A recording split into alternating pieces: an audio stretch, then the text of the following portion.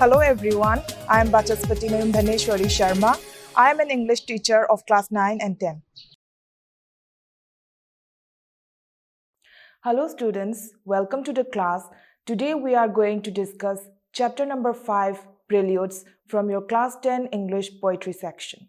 This poem was written by the famous poet T.S. Eliot. So first, before we discuss about this poem line by line, it is mandatory for us to know a brief information about the poet. So let me tell you about the poet in brief. So Thomas Stearns Eliot, he was born in America in 1888, but later on he settled in Britain and he became a naturalized citizen of Britain. He was a famous poet, essayist, then he wrote various dramas, and he was also a great literary critic. Literary critic haitard literature gi work amase magi aphaphata nainabaduni ko literary critic haitard ko.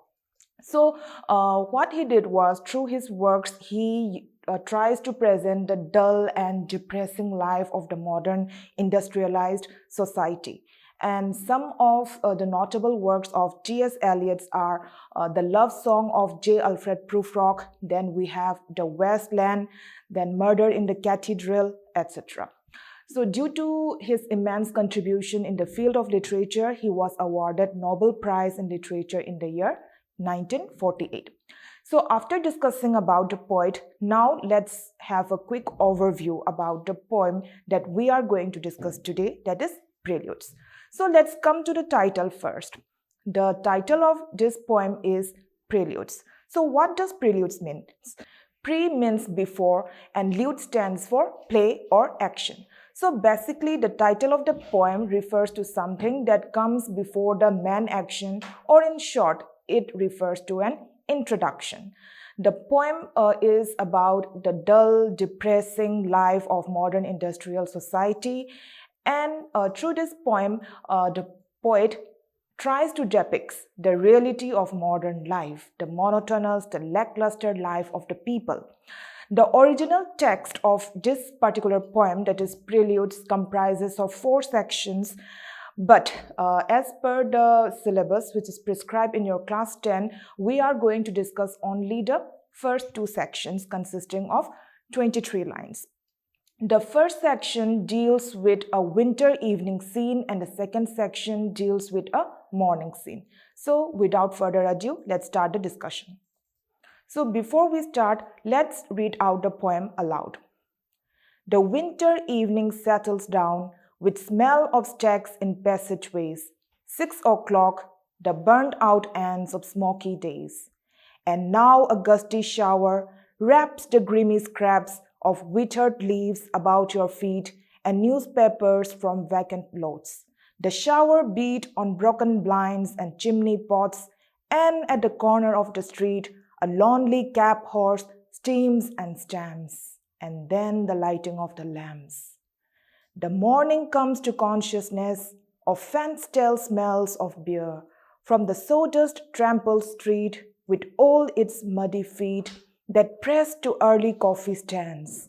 With the other masquerades that time resumes, one thinks of all the hands that are raising dingy shades in 1,000 furnished rooms. So after reading aloud the poem, let's discuss this poem in detail. Let's look at the first 4 lines. The winter evening settles down with smell of stacks in passageways, 6 o'clock, the burnt out ends of smoky days. So in these lines, we can see how winter evening slowly settles down with the smell of stacks. Stacks adi kaino smell of meat to ni ko nga sa nga ngawbagi mamanam mayam ko nga sagi nero oiba akuba gali mayam du dagi ko yum dagi sa nga ngawnarakpagi manam mayam do. Aduga loinana winter gi evening se tapna oire I haiba. Here winter is personified. As we have discussed in the earlier poems, personification is a figure of speech. Personification edi kaino inanimate object mayam se, lifeless object mayam se, human qualities se attribute to visible personification haraga khangnayeba. Then what happened is the time was 6 o'clock. The evening is compared with the burnt out end of a cigarette with the help of a metaphor. Metaphor Metaphor is also a figure of speech where two dissimilar things are being compared. Aduna sida kari haina ko mana evening se compare tawino na hai taragadi with the help of a metaphor the evening is being compared to the butt of a cigarette. Habedi churup se thakpa loirakanda magi churup ki maton se langthokidana ko. Adu churup tuna what will the cigarette smoke emit? Obviously it will emit lots of smoke, right? Sumain taudana modern industrialized city amada kari laini, lots of factories will be there, lots of industries will be there. And lots of pollutants and smokes will be emitted from these factories and industries. Aduna ngasagi cigarette ki smoke to mai khu do adu do yamna unpleasant oiba smell ama produce to widana adu main tawdana ngasagi industrial city sisu ko yamna unpleasant oiba yamna polluted oiba surrounding ama ohelleba sumain tawdana ko ngasagi evening gi matam siga burnt out end of a cigarette siga poet sina yamna beautifully compare taweba ko. So, in short, the first 4 lines of this opening stanza describes the unpleasant and polluted atmosphere very vividly. Now moving on, let's discuss the next 4 lines. And now a gusty shower wraps the grimy scraps of withered leaves about your feet and newspapers from vacant clothes. From these lines, what we can see is the description of a dull and dirty environment. The narrow roads of the cities were filled with dry leaves, withered leaves habeding asagi mana aken ba mayam tree dagi tarak pa mayam duni ko aduna una kang ba mayam sina ko chai chai raga lai ba sipi da bagi sengbi da badigi ko.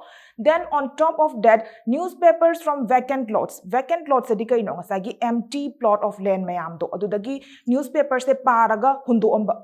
It was not disposed properly in the dustbin. So what will happen? The newspapers will strew in over here and there, right, on the roadside. So the place is dirty and the place is covered with grimy scraps. Grimy habidi dirty habini scraps habidi torn pieces habini ko aduna pizet pigai the newspapers that dry and withered leaves me hamsina na asagi environments and asagi passageways streets me hamse ko chai chai raga lai reba. And to make matters worse, what happened was there was a sudden rainfall. Gusty shower. So what will happen if the rain comes? The rain will cover the dirty and torn pieces which were scattered all over the places. Now let's come to the next line. The shower beat on broken blinds and chimney pots. Broken blinds adi kaino atekpa window pan duni ko blinds hai targa di chingkhat chingthaya ba thongnau duni. Then chimney pots, it is an outlet of smoke from houses. So here through this line the intensity of the rain is described.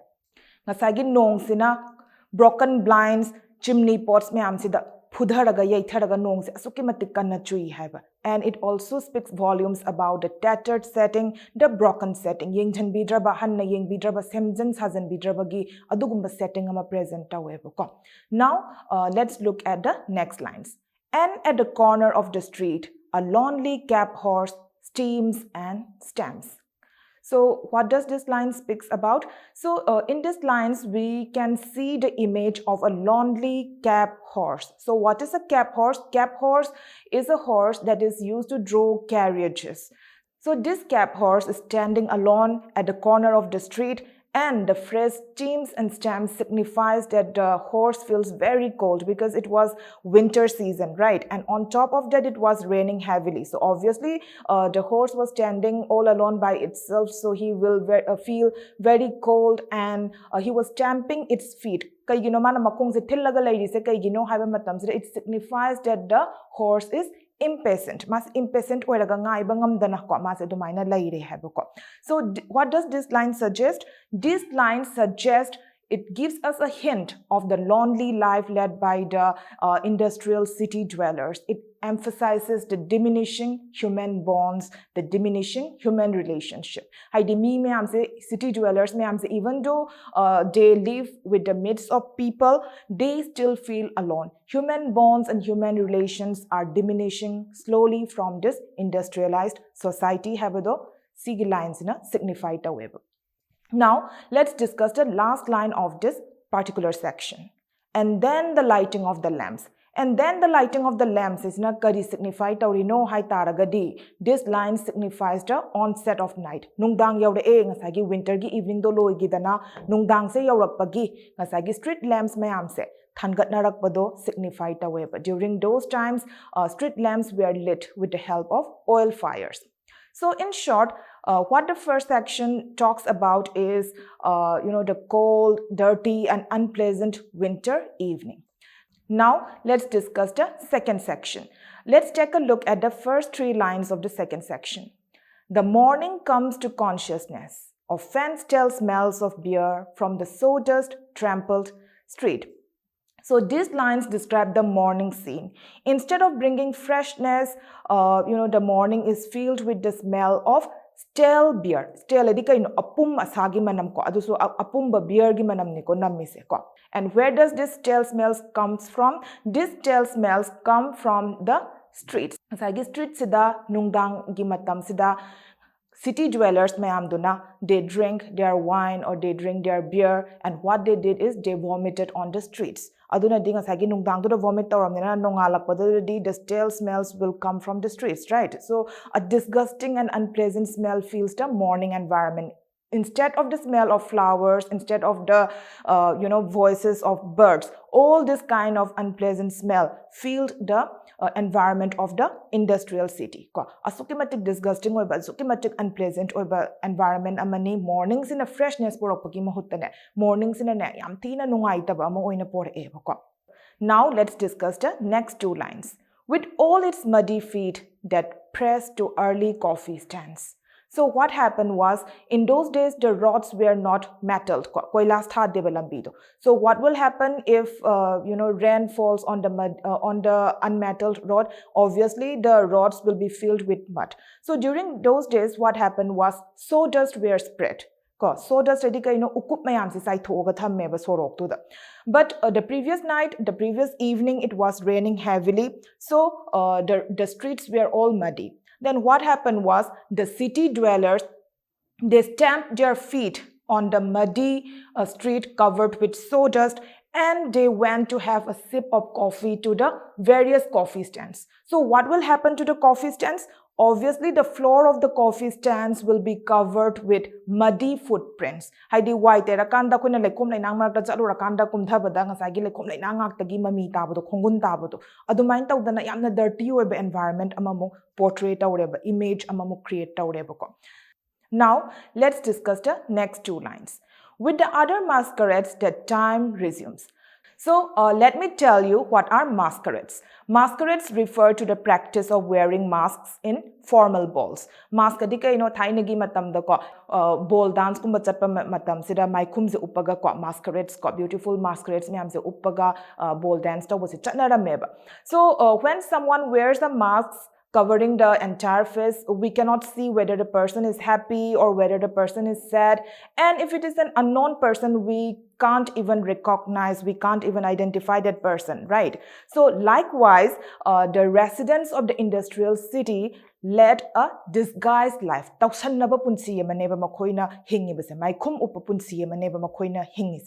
Why the poet is saying that the industrial city people led a disguised life is because they pretend to lead a meaningful life, but in reality, their lives are controlled by time. Their lives are controlled by the ticking sound of the clock.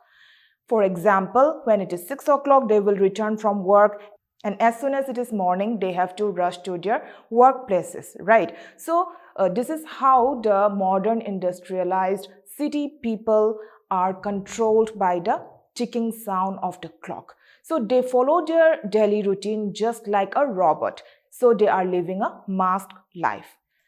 Now let's come to the final stanza. One thinks of all the hands that are raising dingy sheds in 1,000 furnished rooms. So let me first tell you what is a dingy shed. Dingy habidika, dingy hadi amot pa dirty habiniko. Sheds refers to curtain.